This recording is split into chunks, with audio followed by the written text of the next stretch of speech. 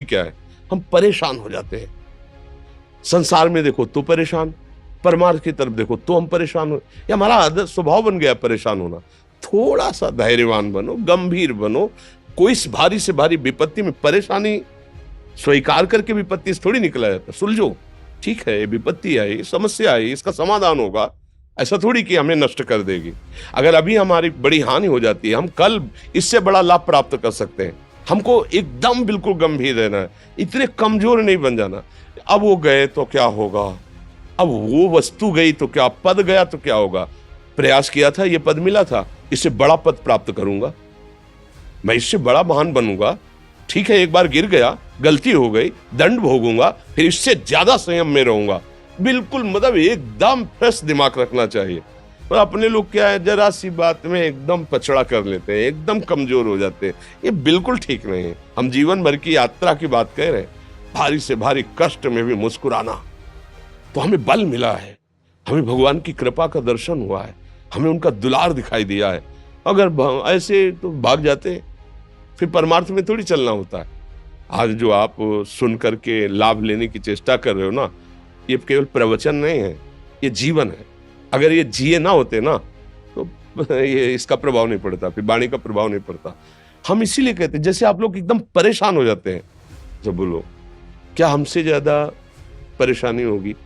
दोनों किडनी खराब, दवाई लाने के लिए पैसे नहीं, पानी रखा है हम उठ के पी नहीं सकते, भीषण शरीर में कष्ट, भीषण बुखार, क्योंकि किडनी फेल, जरा में बुखार, खाने को क्या, रोटी मांग के लाओ। अगर वहां सब्जी मिलती तो लाल मिर्च ऐसी पड़ के मिलती थी कि वो पा नहीं सकते थे। आप सोचो, पानी लाना है तो मुझे लाना है, पीना है तो मुझे पीना है। अगर मैं हारता तो कहां पहुंच जाता, क्या स्थिति होती? नहीं, मरना है, पर कदम पीछे। कोई दिन ऐसा नहीं जिस दिन सेवा ना की हो, जिस दिन सेवा ना गए हो। गुरु जी की सेवा में जाना है, पहले अपने को स्वस्थ साबित करना है, नहीं वो सेवा नहीं लेंगे। तुम बीमार हो, तुम कष्ट में, वैसे उनकी दृष्टि बड़े शांत है, उनकी सेवा की, आके लेट गए। फिर हिम्मत की, अपनी श्री जी की सेवा की, मधुकरी नहीं गए, 3-3 4-4 दिन भोजन नहीं गए, पर सेवा नहीं छोड़ा, दिनचर्या नहीं छोड़ी। और उसका प्रधान कारण संयम, ब्रह्मचर्य, भगवत आश्रय, नाम जप, कभी हारने नहीं दिया। अभी भी थोड़ी देर बाद डायलिसिस शुरू हुआ। हारने, आपको हारे हुए नजर आ रहे हैं?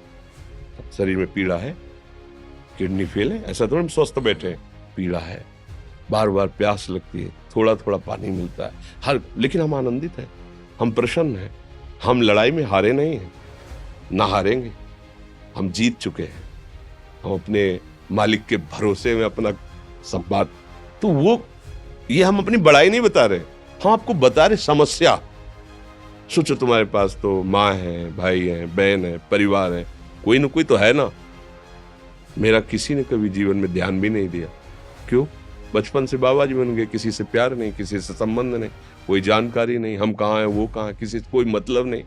अच्छा, जवान साधु कौन श्रद्धा करे? कभी गांव जाने की हिम्मत नहीं पड़ती कि रोटी मांग ले, पता नहीं लोग क्या सोचेंगे, क्या भावना कर ले। हम दरवाजे पे खड़े हैं, क्या कैसी भाव, जो हमारे सामने आकाश वृत्ति से आया यौवन अवस्था में, वही पाया, अन्यथा भूखे रह गए। जब हम हर समय अपने को विवेक के द्वारा सावधान रखे, तो हम कभी निराश नहीं हुए, कभी उदास नहीं हुए, कभी ऐसा नहीं लगा कि यार हम दुखी, कभी नहीं लगा। उसी का फल है कि उस सुख का संकेत मिल गया जहां दुख की निशानी भी नहीं है। वही उसी के बच्चे हो, हम सब उसी धातु से बने हुए हैं।